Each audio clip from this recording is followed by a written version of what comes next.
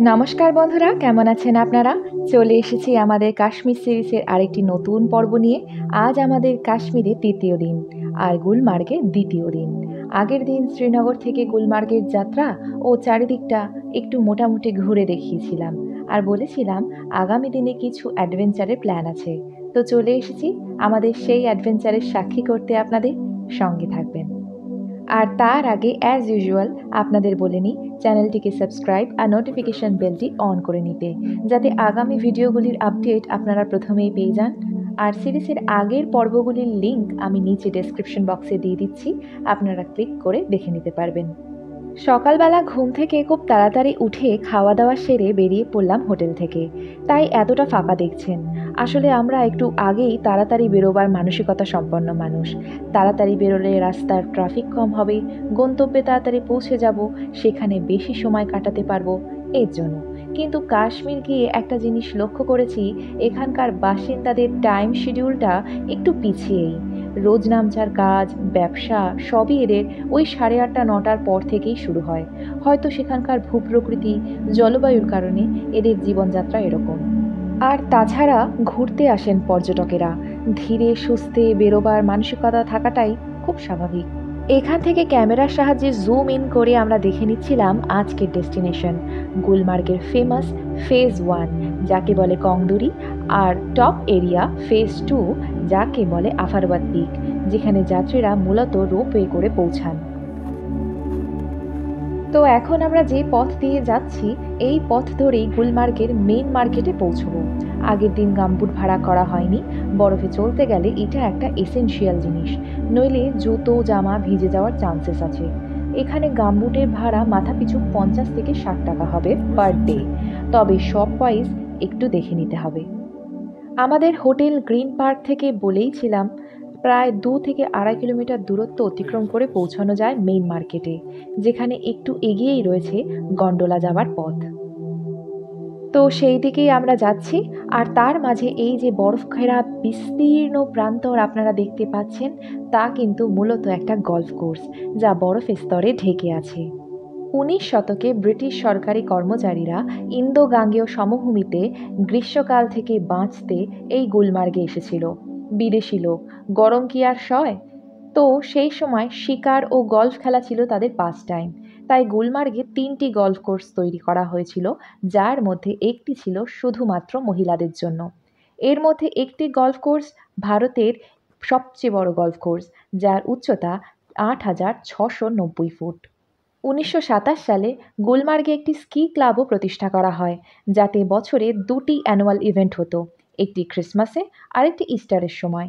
এই সময় বিদেশি অভিযাত্রীরা গুলমার্গ পরিদর্শন করতে আসতো।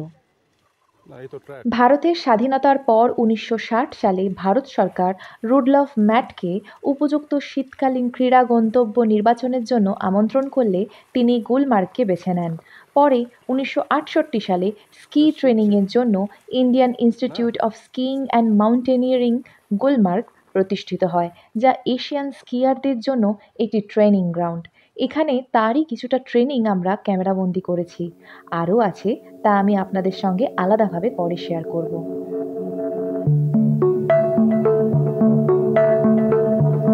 এবার আর দেরি না করে নিয়ে যাচ্ছি আপনাদের গুলমার্গের খ্যাতনামা শিব মন্দির বা মহারানী টেম্পলে, যার উল্লেখ আমি আগের ভিডিওতে আপনাদের সঙ্গে শেয়ার করেছিলাম।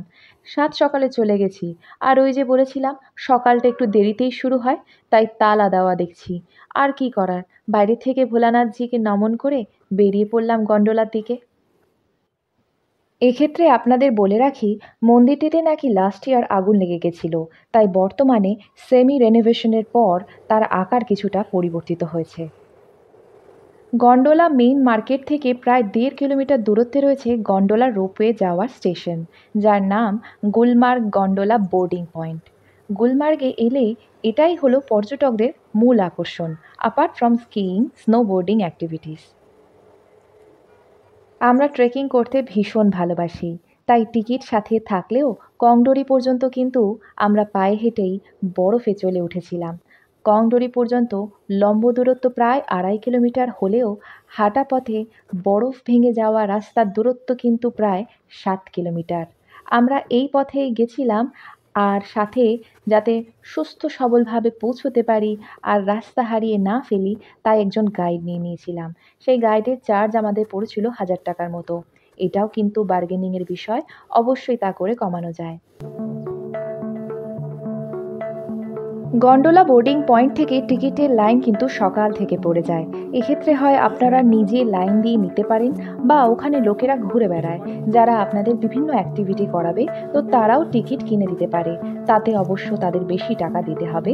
আর টিকিটের কথা বলি, গন্ডোলা থেকে কংডোরি মানে ফেজ 1 পর্যন্ত খরচ হলো ৮১০ টাকা, আর ফেজ 1 থেকে আফারবাদ পিক মানে ফেজ 2 পর্যন্ত খরচ হলো ১,০১০ টাকা মাথা পিছু। তাছাড়া অনলাইনেও কিন্তু আপনারা টিকিট কিনতে পারেন। আপনারা সেই ওয়েবসাইটে গিয়ে কিনে নেবেন। এতে লাইন দিয়ে কেনার সমস্যাটা মিটে যায়, কিন্তু দিনেরটা দিনের কিনে নেওয়াটাই বেটার। তার আগের থেকে টিকিট বুকিংয়ের সমস্যাটা এই হয় যে কোনো কারণে ওয়েদার খারাপ হলে ওই টাকাটা ফেরত পেতে সমস্যা হতে পারে বা নাও পেতে পারেন। ওয়েবসাইটটির নাম হলো www.jammuandkashmircablecarcorporation.com, যেখান থেকে টিকিট বুক করা যায়। এটি একটি গভর্নমেন্ট আন্ডারটেকেন ওয়েবসাইট। আর যদি কোনো টিকিট না থাকে, ওই গন্ডোলা বোর্ডিং পয়েন্ট থেকে ইন ক্যাবিন টিকিট আপনারা কিনে নিতে পারেন। সময়কাল হলো প্রতিদিন সকাল 8:30 থেকে বিকেল 3:30 পর্যন্ত।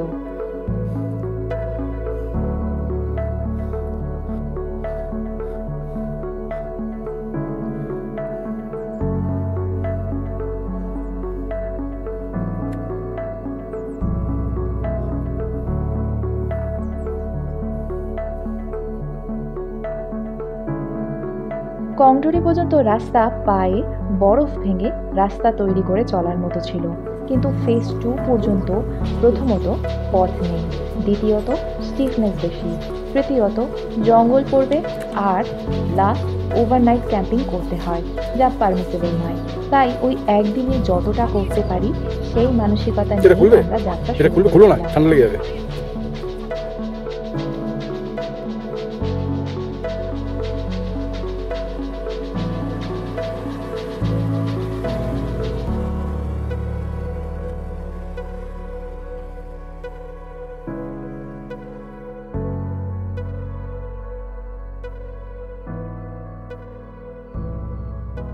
এখানেও বরফের মাঝে এসেছি, লাফালাফি ঝাপাঝাপি করাটা কিন্তু ম্যান্ডেটারি, তার উপর একেবারে ফ্রেশ স্নো।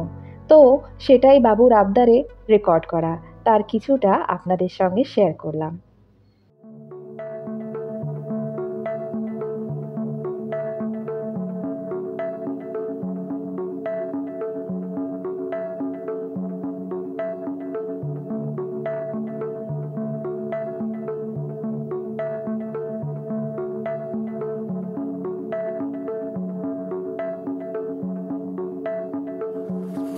এটা শেফার্ড হাউস, এগুলো শেফার্ড হাউস। এখানে এগুলোকে বলা হয় শেপার্ডস হাউস। খুব ঠান্ডায় তারা নিচে চলে যায়, আবার হলে ওরা ওপরে ঝাড়াদের নিয়ে আবার চলে আসে, যাকে আমরা জিওগ্রাফির ভাষায় বলি ট্রান্সহিউম্যান্স।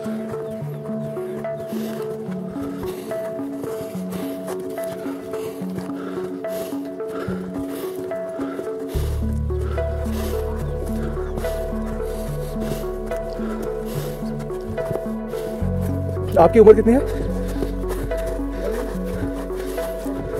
45। अच्छा, না না, লোক নেই, লোক নিচে চলে যায়। এখানে থাকবে কি করে? পুরো ঢেকে গেছে, পুরো ঢেকে গেছে। आगे और भी है ना, सामने आरो आते हैं। हाँ,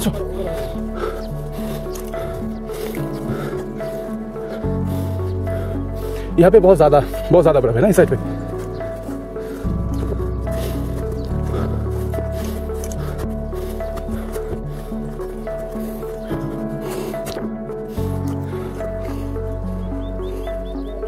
हाँ चलिए।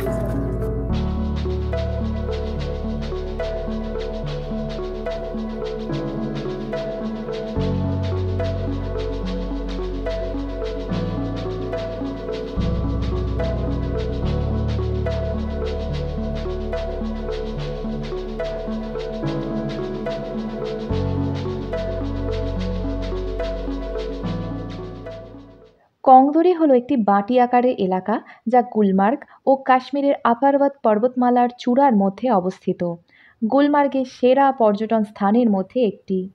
এই কংদরি স্টেশনটি প্রায় ৮,৫৩০ ফুট উচ্চতায় অবস্থিত।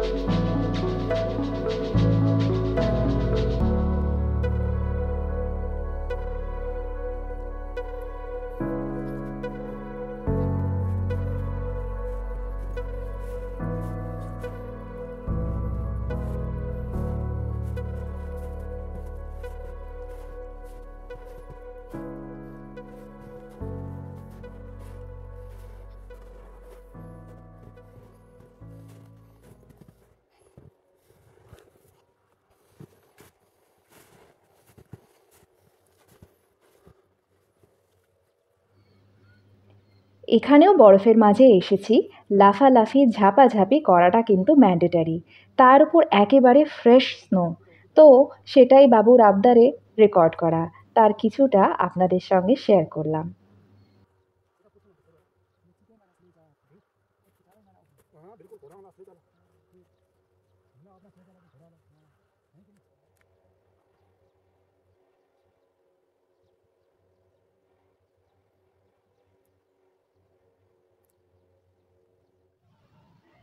মাঝে মাঝে রেস্ট নিয়ে চলছিলাম অনেকটা পথ, বরফে হাঁপিয়ে ঝাঁপিয়ে এগিয়ে যাচ্ছিলাম কংদুরির দিকে।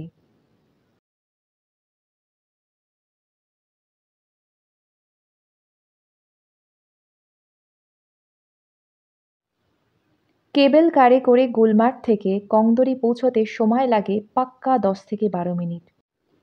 ওই যে লক্ষ্য চোখে পড়ছে যেখানে পৌঁছতে হবে, কংদরি আর দেরি নেই, আবার চলতে লাগলাম ডেস্টিনেশনের দিকে। বন্ধুরা, ফেজ 1 ফেজ 2 পর্যন্ত তো কেবল কারে করে সবাই চলে যায়। ওই একই পথের সৌন্দর্য একইভাবে ডান বা দিক ধরে দেখতে পারেন, কিন্তু ট্রেক করে যে পথ ধরে নিজে চলে গেছিলাম তার অনুভূতি আলাদা। সারা জীবনের মতো ওই পরিশ্রম, ওই অ্যাডভেঞ্চার আমাদের মনে থাকবে।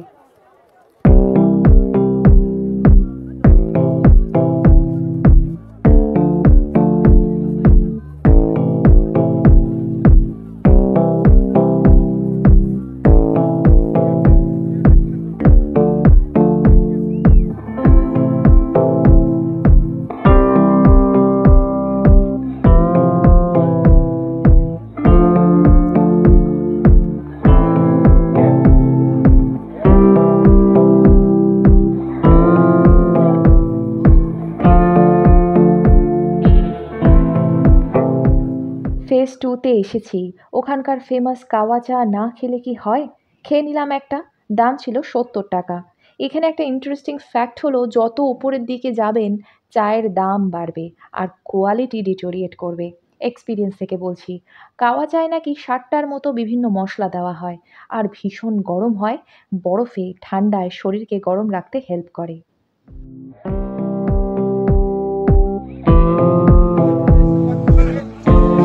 Going to phase 2 ropeway counter.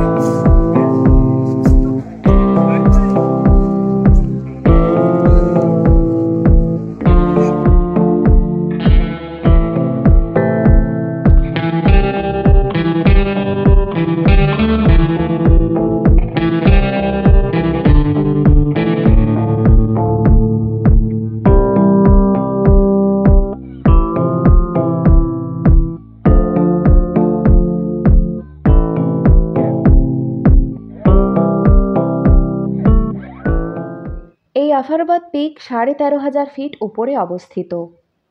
এর চারিদিকে নন্দা দেবী, পীরপাঞ্জল পর্বতমালার অপূর্ব ও মনোরম দৃশ্য দেখা যায়, যদি মেঘে ঢাকা না থাকে তবে। এই জায়গাটি স্কিয়ার, স্নোবোর্ডারদের জন্য আইডিয়াল স্থান, যার কিছুটা ঝলক এখানে আপনারা দেখতে পারবেন। কেবল কারে করে প্রায় 12 মিনিটে পৌঁছে যাবেন এই ফেজ 2তে। এখানে কিন্তু সময় নির্দিষ্ট, 4টের মধ্যে নেমে যেতে হয়। আর যদি ওয়েদার হঠাৎ খারাপ হয় তারও আগে নেমে যেতে হবে।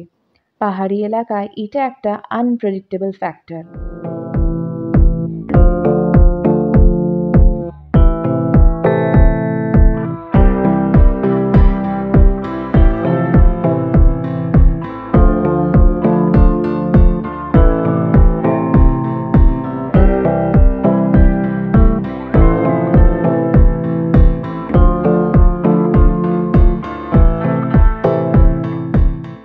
সমুদ্রপৃষ্ঠ থেকে প্রায় 4200 মিটার উচ্চতায় অবস্থিত এই আফারবাদ পিক কংদুরির পরে আরেকটি জনপ্রিয় একটি দর্শনীয় স্থান। এটি পাকিস্তানের সঙ্গে নিয়ন্ত্রণ রেখার কাছে একটি নির্জন স্থানে অবস্থিত।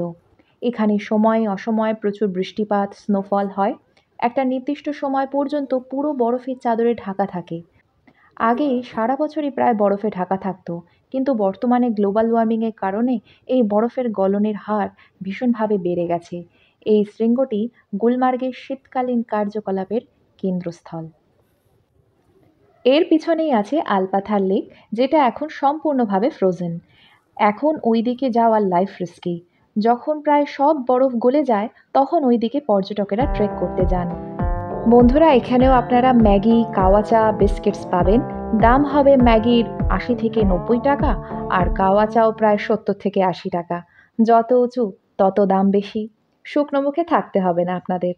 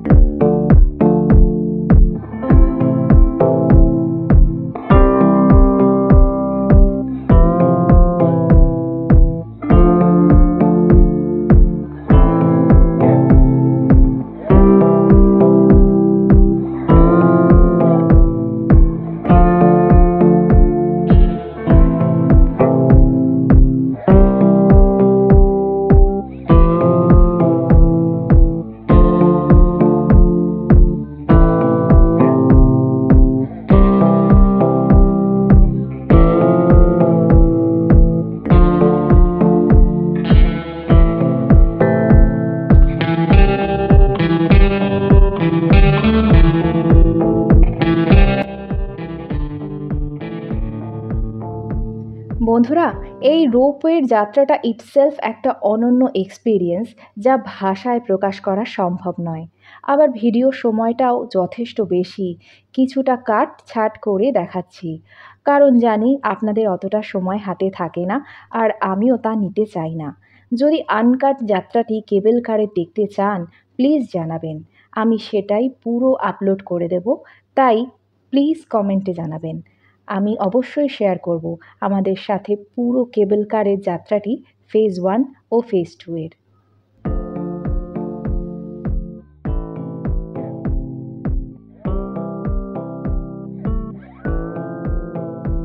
এভাবেই আমাদের গুলমার্গে আরেকটা দিন শেষ হলো।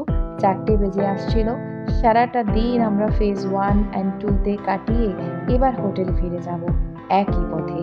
ভিডিওটি ভালো লাগলে লাইক, শেয়ার অ্যান্ড সাবস্ক্রাইব অবশ্যই করবেন। পরের দিন আরও কিছু ছোট ছোট জায়গার ঘুরতে নিয়ে যাওয়ার ভিডিওগুলো নিয়ে আসবো। আপনারা ভালো থাকবেন, সুস্থ থাকবেন। আজকের জন্য চলি, নমস্কার।